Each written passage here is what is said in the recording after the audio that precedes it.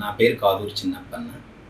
నేను మాజీ TTD chairman మరియు ప్రస్తుత రాజ్యసభ ఎంపీ వైవి సుబ్బారెడ్డి గారి దగ్గర గతంలో 2015 నుంచి 2019 మధ్యకాలం ఆయన ఒంగోలు పార్లమెంట్ సభ్యులుగా ఉన్న సమయంలో నేను ఆయన వ్యక్తిగత కార్యదర్శిగా ఢిల్లీలో విధులు నిర్వర్తించాను. వైఎస్ఆర్సీపీ ప్రభుత్వం అధికారంలోకి వచ్చిన తర్వాత నన్ను ఆంధ్రప్రదేశ్ ప్రభుత్వం వారు స్పెషల్ లైజన్ ఆఫీసర్గా ఆంధ్రప్రదేశ్ భవన్లో అపాయింట్ చేశారు. అపాయింట్ చేసిన తదుపరి నేను ఆంధ్రప్రదేశ్ భవన్లో విధులు నిర్వర్తిస్తూ ఉన్నాను.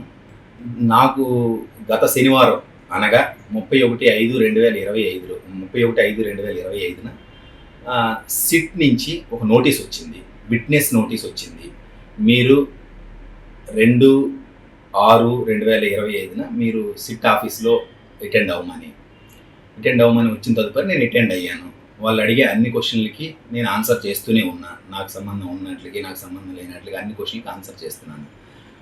నిన్న అనగా 3/6/2024 ఒక వీడియో స్టేట్మెంట్ నాతో బలవంతంగా వీడియోను 6 సార్లు డిలీట్ చేసి వాళ్ళకి కావాల్సిన విధంగా రికార్డ్ చేసి డిలీట్ చేసి వాళ్ళే రాసి నాతో బలవంతంగా చెప్పించారు.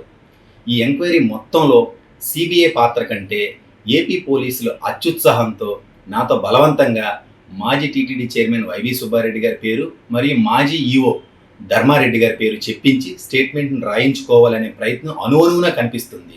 కనిపించడమే కాకుండా అందరూ ఏపీ పోలీసులు అందరూ నా చుట్టుముట్టి నువ్వు మా టార్గెట్ కాదు,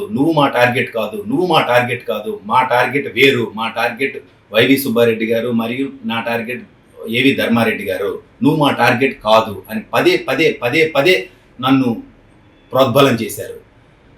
సుప్రీంకోర్టు ఆదేశాల మేరకు పారదర్శకంగా జరగాల్సిన విచారణను వ్యక్తులను టార్గెట్ చేసి వారి పేర్లు చెప్పించుకోవాలనే విధంగా బలవంతంగా భయపెట్టి తిట్టి ఎంక్వైరీ చేస్తున్నారు.